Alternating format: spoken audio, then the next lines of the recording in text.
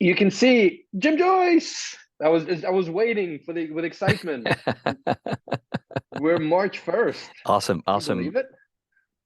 Yeah, like we got a little bit of trend going on. We're getting the stun, right? We're getting our calls in. We had Danny Kraft last week, or Dr. Dr. Daniel Kraft, Kraft, the Dr. astronaut. Kraft. That's right, Dr. Kraft. I'm gonna write that down. Yeah. But can you believe it? This is Yep. this is the becoming the end of Q1 of 2023. Like, is that insane or what? Wow.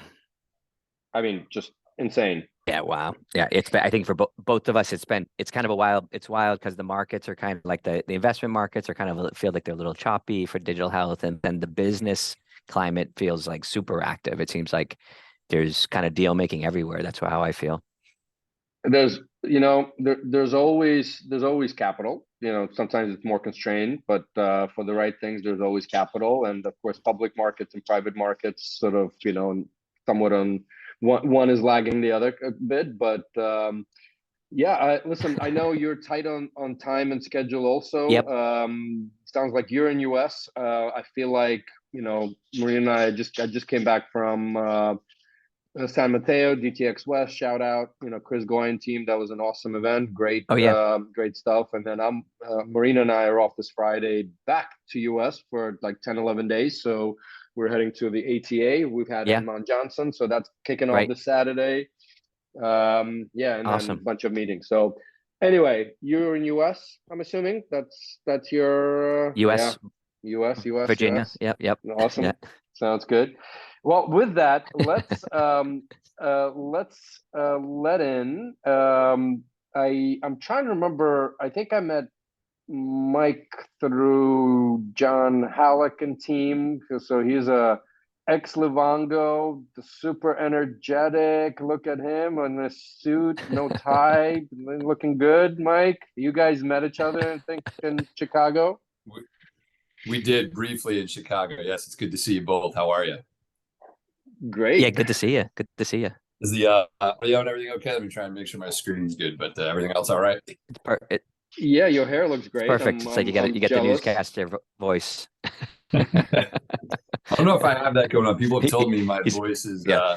my voice is comforting. I'm like, to everyone but me. I would have to agree. So anyway, So how are you you? don't like Right. listening to yourself Right. in Like if podcasts? yeah, Is that I what? think to my wife, it's if you I dread listening to myself speak, pitch, sell, record, you name it. It's not a paralyzing fear because clearly I've worked past it, but it's something I dread. Well, really, with yeah. that Well, intro, that's a I think good we data all have a point. Go Yeah, ahead, Jim. Where? yeah. that's a good I'm data great point. as long as you With that, never go ahead, play this Eugene. back. Um, so we got some tidbits already and data points about your fears. But why don't, for our millions of listeners and viewers, why don't you Yes. take us through your life story, Mr. Rolla? It was Very happy to. Where I could begin a couple of ways. So one, it's great to be on. Big fan of the podcast from at least the episodes I've caught here in recent months. For me, I'll start professionally at least. So my name is Mike Rolla, and I'm currently the Chief Growth Officer for CCS. And prior to joining CCS, I spent a good while in the med tech and digital health space, going back to 2003, where I began my med tech career with a company called CR Bard. That company was later acquired in 2017 by Becton Dickinson. And I held okay. probably six or seven different roles in that journey between CR Bard and Becton Dickinson. I could fill you in on any of those. It was all medical device, ICU focused, critical care, and urology, right? So Becton Dickinson's obviously a global med device leader, and a great company to grow up. I will say that. And one of the cultural things I learned quickly in anything med tech sales is, feed the eagles and starve the buzzards. And that was something one of my former GMs told me. He told me in maybe a different way, but he said, you better get used to it because that's not going to go away.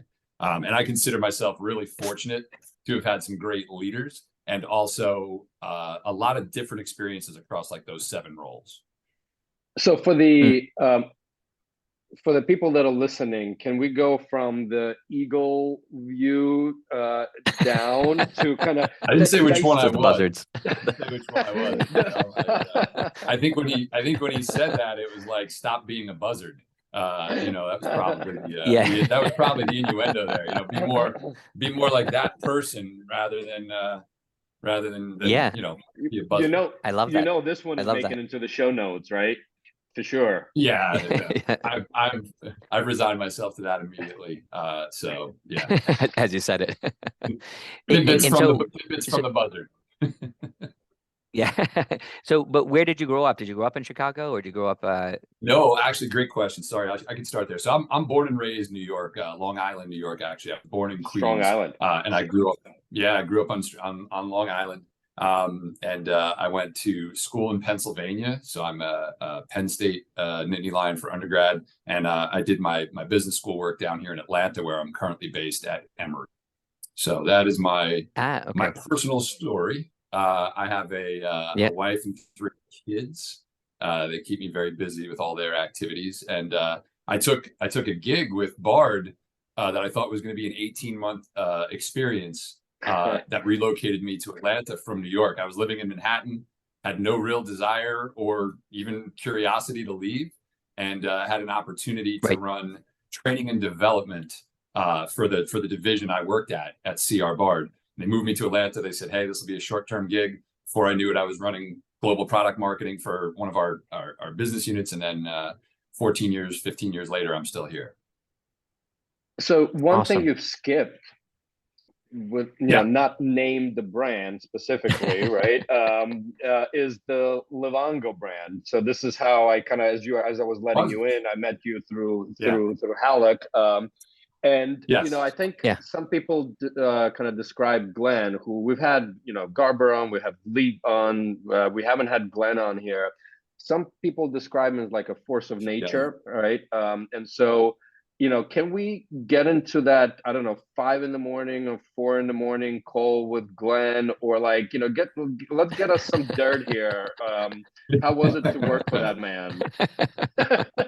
So much trouble to get in and out of it that quick. Well, so I did leave Becton Dickinson and went straight to Livongo, right? So I didn't leave that out. I was trying to keep chronologically. I know, busting. Look, on the Glen side, you know, look, that experience, it taught me, I think, more in a short window of time than anything I could have ever dreamed possible. One thing, you know, Glen is brilliant at many things, and I would give credit not just to Glen, but the entire Livongo ELT, because the assembly of talent that they had, it's unrivaled. I don't mean to disparage anyone else I'll work with in the future, now and past, but I will never work with that level of talent on average at that level ever again. I've never seen anything like it. And you recognized it quickly that you were among just some elite, brilliant, just wonderful people. And that starts at the top, really. So it does start with Glen being able to attract and be very specific about what he wants. You know, Zane's vision, you know, for what Livongo became and how everything happened wouldn't have been there. And, you know, obviously Jenny and Lee, you know, 2 of the best at what they do. So, you know, I think it's, when I think of Livongo, it sounds a little cliche to say people first, but it was not, it was equal parts the culture and some of the subtleties that Glen was relentless about, as well as just the average level of talent. And the stories on Glen, you know, Glen will, I know what you want. I'm not going to back off this one, but so Glen, here's the good news and bad news. It's actually pretty straightforward. He will teach you more, especially as a commercial leader. He'll teach you more than you may have ever bargained for. Glen has a relentless expectation for just the straight up follow up, how you communicate, level of detail, you know, things that I think are very much sales 101. He's relentless about it. There's absolutely no question. He does not hold anyone on his team to a standard that he doesn't, you know, do himself. Now, here's the problem. You know, Glen is literally a machine, right? So he's up all hours. That's right. He will get to you anytime, any place, any state, any plane flight. You know, there's nowhere to hide. And if you accept that, you know, you may do well, you may hit a few bumps, but overall you're going to make it. It's one of those, I accept this mission, right? Yeah, yeah, yeah. Yeah. And you quickly learn what you're a part of. And then you also learn that he's obviously wildly supportive. And like the one thing I will say is like, you know, his nose is in it right there with you. So it's not again something where he ever passed that off. And you know, I benefited also in working with Zane, or for Zane, I should say, in having his balance, which frankly was critical, you know, to all things. When you think about this, like, I mean, one of the things, you know, just coming out of, you know, when we bring people onto this pod or we're, you know, running companies ourselves here, it's this whole idea that how do you get modern digital health technologies distributed, right? You know, how, you know, the challenge of distribution, the challenge of sales, you know, whether it's salesmanship or just sales distribution or buy-in. What's your biggest, when you think of that experience, because that was like, that had to be like the kind of quintessential fastest scaling digital health opportunity by far. What's replicatable from that environment, or how do you look at that? Well, that is an interview question I've been asked at least twice, Jim. So that's the thing I think is like, you know, I wish I could tell you the magic in a bottle answer, and I don't think it's any one thing. I truly mean that, right? So the ability Livongo had, there's the talent I spoke of, and there was also the fact that Livongo, you know, stayed pretty much contract path agnostic. That's by design. Okay, so we were able to go direct, we were able to go commercial, we were able to go ASO, broker, you name it, really. And when I say this, I don't mean it as it sounds, but like, not to say Glen didn't care, but he wanted all of those channels optimized so that we could have the fastest path to closing. We were a bookings and a deal-based, you know, company at the end of the day that was highly commercially energized. So that was enabled by staying contract path agnostic. So that's probably the best way I could do it, because there's multiple ways you can get there on the strategy side and market access, member marketing, enrollment. Livongo pushed the limits on all of those things, but it was staying, you know, contract path agnostic and creating a little bit, look, I'll be blunt too, a little bit of friendly competition within the org, where we knew if you know, if direct to employer wasn't going to get it, there was a chance that commercial would, or ASO, and sometimes a blend. That wasn't always easy to navigate, but it did lead to a rapid, you know, level of adoption, you know, to your point. Right. So like does that make sense? Yeah, totally. It's well, yeah, the system. So it was, it felt like it's like deal first mentality, you know, versus hey, you know, we're going to be purists and this is how we're going. We're going to crack this niche, you know, contracting opportunity. Wow. Which is interesting, right? Creating those pathways and then setting people after it. You know, I think it depends, I think also on the progression and the stage of the company, right? Because obviously many startups are kind of told focus, right? Kind of conquer channel. Now there's an aspect to this that, you know, if a product is scalable, you know, a product is a product. And if you have the ability to turn these products on across the channels with the same level of effort, I mean, in a hypothetical model, right? Then you know, channel agnostic, right? So and I think that's a great point too. I don't know that they were all the same. Like some of the, you know, some things were harder than others, for sure. But the push was to be relentless, no matter what channel or what space that you were working in, right? And and that'll always stand out to me. You know, like I said, culturally, what they built remains unparalleled. You'll never, if you've worked for Glen, you know he's relentless about the consumer experience within healthcare, but also how he lives that every day, and really what the entire leadership team, you know, demonstrated was, you know, member always started with a capital M. It was never a diabetic. It was a person living with diabetes. That stuff that you learn it day one because everybody is doing it and you have to catch up. And it's a powerful thing. Right. That's awesome. One quick, so you spent some time in kind of medical device sales, and then I want to sort of maybe contrast it a little bit into this kind of digital health stack, right? Virtual care, whatever the buzzword of the month is, but ultimately providing care. Can you contrast a little bit kind of the sales in medical device versus, you know, let's call it Livongo in this case, right? But so I would say that med device in its legacy form is very transactional, right? You're looking at provider or surgeon or health system preference, and then you're looking to say, okay, how can I like remove the bumps in the delivery, you know, chain, right? Like how do I get somebody what they need in the easiest way possible? So at the end of the day, legacy med device was super transactional. It is very, very competitive you need to fight for face time. You need to fight for, the ability to get mind share on the clinical side, and then you need access. So that teaches you a lot. As med device evolved, med device, I don't know if it's a they, but it quickly became apparent that data was the next frontier, right? So there's companies that were optimized in ways that I think they had never really even understood clearly how they were going to get from A to B, but they knew they had something, call it the plumbing, the pipes, if you will, and how they were going to get data to either an at-risk entity, the health system, or back to the providers themselves. Mm. When Go just ahead, say, Jim. sorry, just say, like, when I'm just listening to you talk about this, I like one of the things that I kind of stress out all the time about is like, is there, do you need to be a unique type of person to be able to close digital health tech deals?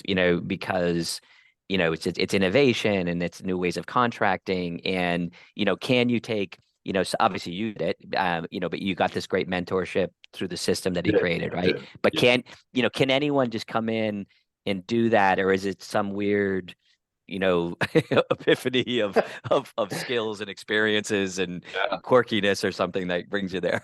Yeah, that's a killer question right there. And you mentioned like two of the things that still scare me now, post, like, contracting and how do you optimize for that, because it's a moving target. I'll be blunt.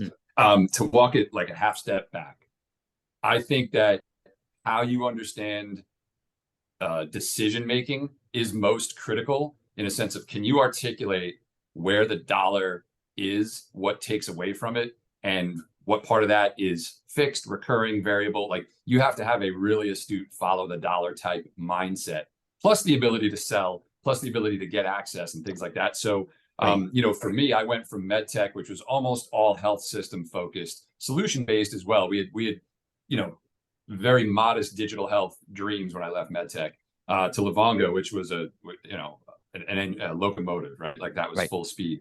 And then I spent some time in another digital health company before joining CCS. So I've seen perspective now from employer to managed care to market access in a different way. I've learned these in phases. They're almost like chapters, or chapters of an encyclopedia, because I don't think there's any one that was more valuable, but I do think, like, you have to be able to talk to, like, where the dollar goes and why, so that you're hopefully just saving somebody time. That's the consumerism of it all at the end of the day. Right. Everyone has tried, everyone has spent, and everyone has kind of pulled their hair out figuratively. Now you have to show them how you're going to save them a step in the process. Yeah, figuratively for some. But that wasn't even a shot, but it kind of worked out. I'm gonna leave it. I did. He's very sensitive to hair. Yeah. Very sensitive to hair exactly. jokes. Very sensitive to hair jokes. I know. It just worked that way. So before we get to CCS, because I'm eager to kind of dive in a little bit, to unpack those three letters. I do have a little bit of a juicy question. There's been a lot in the press, and I know Zane gave interviews on it, and I'm sure Glen commented, and questions around kind of that meld of an acquisition by Teladoc of Livongo. We won't talk about the stock price and the write-offs, but just I guess I'll broadly say your comments on this.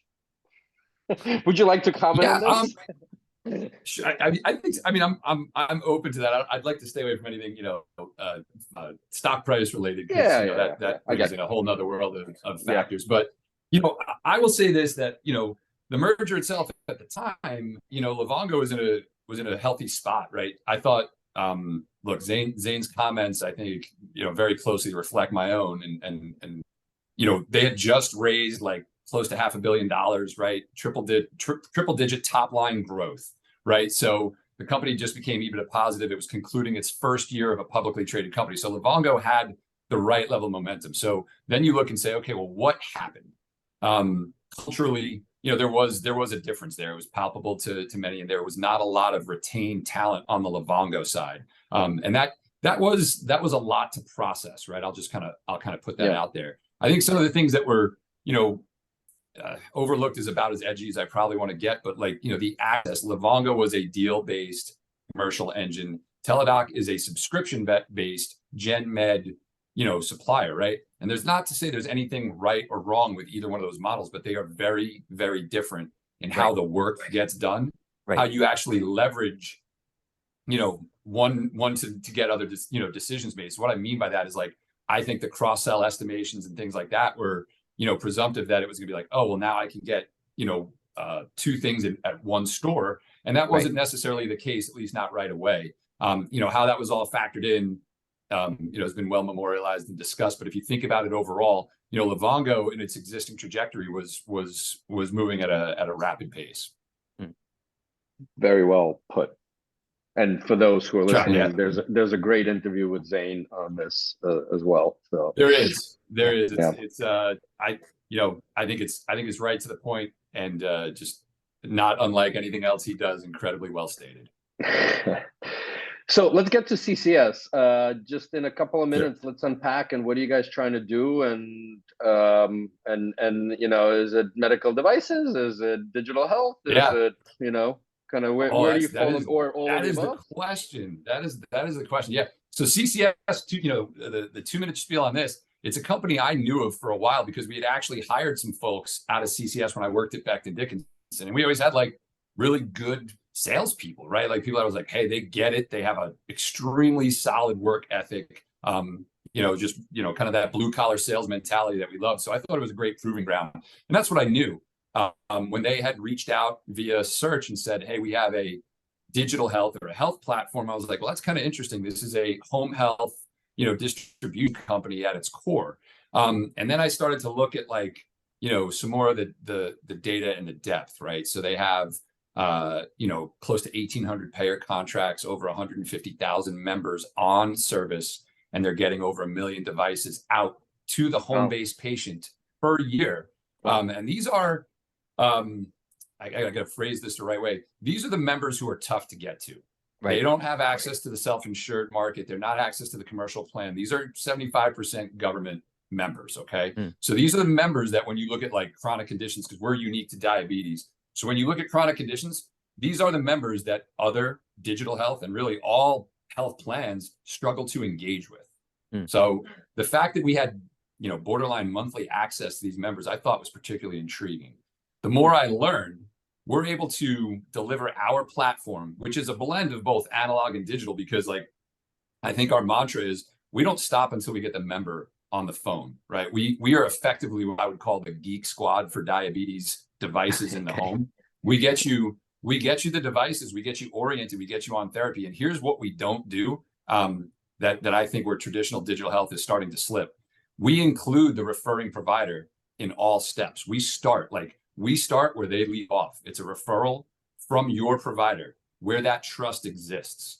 And then we're able to take that into, all of the things, getting the member on service, on therapy, track their condition. And then we can even report back to the provider or the plan where they are.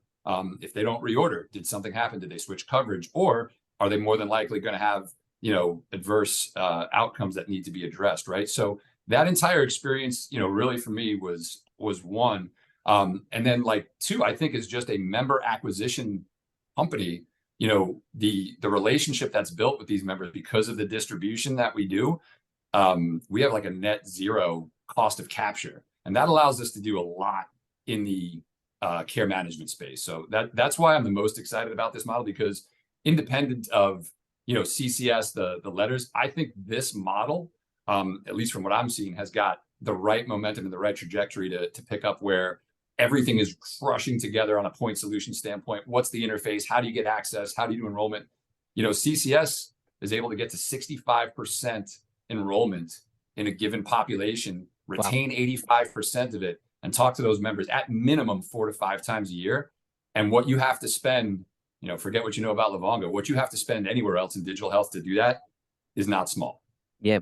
And when you think of this, like, it's wild and fascinating, but it seems that like a 20-year challenge, right? Like migrating digital health tools into this kind of hard to reach, population. Like, do you start off with like some clever, where's the starting point when you're trying to gauge those things? And you kind of eat the roadmap, or how do you think about that? Yeah, we need, I got my product team, they're like probably stressing out just to hearing me try to answer this. But, here's the thing. you need care management that can pass the table stakes, right? And Right. I feel that we're there. We have our own platform specific to the larger payers that we are contracted with, and we also have partnerships with WellDoc and Z Omega when we have to go against different entities on the self-insured side. So we're there on the care management side. We have the distribution business that I just talked about moving in a favorable way, and now we also need to look at utilization, because that is the next frontier in getting these devices. Like, who needs it? What's going to happen with coverage as we see things shifting on like the CGM, continuous glucose monitoring front?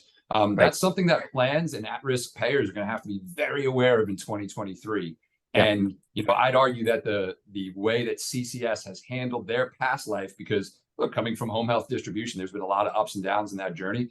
Right. CCS is adeptly positioned to deliver a specific protocol to manage utilization to any payer, to any self-insured entity, or really a navigation partner at the end of the day. I think that's one of the things we're most excited about. We continue to get a ton of outreach on that. That's picking up speed, as well as like product nuances. How would you handle gestational diabetes management, considering you have the ability to bring in coaching and other lactation consultants, dietitian, other devices for RPM in the home?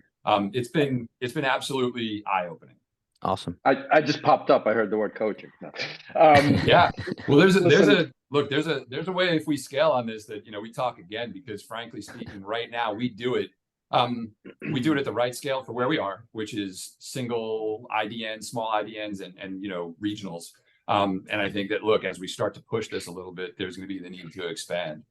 So Mike, we'll end this earlier and we'll stick around for 15 minutes. Why talk later when we can talk now? Yeah, exactly. Now that you got the real agenda out, I'm just taking lessons from you. Yeah. But I'd love to continue unpacking, but I know Jim is kind of taking off soon, or really need to. So let's get to your famous last question, Jim, and we'll call it a day. So picture yourself, you're heading back to, I guess, Penn State, right? You're heading back to a Penn State football game, and you're meeting up with you see a bunch of friends of yours that have also gone into the medical device space and the digital healthcare space. In fact, you see some of that incredibly talented alumni teams that you had a chance to work with in the past, and you're talking, and all of a sudden, from a distance, this young medical device XBD, now Penn State MBA, comes walking up to you and says, Mike, you're Mike that built you were part of the locomotive engine of some of the most successful applications of digital health in the world from wherever. She said, if you look at him, he says, now I'm starting my own company and now I have to do the same thing you did. What's the one piece of advice you'd give me? That's a good question. And I would say, especially to the age I'd be addressing, I would say that the only superpower that really matters is eliminating distraction. I would say that if you're able to do that, it transcends whatever line of work you'll get into. I think obviously for sales and my world, it's hugely significant, but even just in building a business, eliminating distraction is a constant superpower that transcends all things. And there's more things I have specifically, like how you don't sell like a knucklehead, but I think that's my I can get into that, like why you're doing it wrong in sales. We need another hour, but I would say that that recognizing that is something that if you develop becomes a unique superpower. It was a game changer for me, and I didn't do it nearly early enough in my career. Awesome, amazing advice, Mike. Thank you very much. Amazing advice, love it. And for those listeners and viewers, hit that subscribe and see you next week. Great.